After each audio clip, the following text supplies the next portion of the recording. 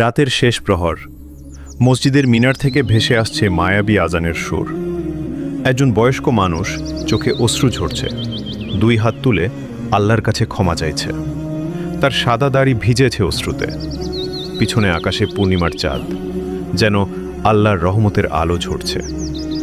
মসজিদের ভিতরে মেঝেতে একটি পুরনো জায়নামাজ পড়ে আছে, যেখানে বহু রাত কেটেছে সিজদায়। দূরে কাবা শরীফের ছবি ঝুলছে দেয়ালে।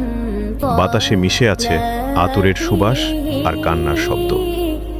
বুড়ো মানুষটির মুখে শুধু একটাই কথা, ইয়া আল্লাহ, আমি তোমার গোলাম, আমার গুনাহ মাফ করে দাও। আমার মা বাবা যেন জান্নাতে থাকে, আমি তোমার কাছে ফিরে আসতে চাই। তার চোখ দিয়ে ঝরা প্রতিটি অশ্রু যেন এক একটা গুনাহ ধুয়ে নিয়ে যাচ্ছে। চারদিক নিস্তব্ধ, শুধু শোনা যাচ্ছে তার ফুপিয়ে কান্না আর দূরে আজানের শেষ লাইন, লা ইলাহা ইল্লাল্লাহ।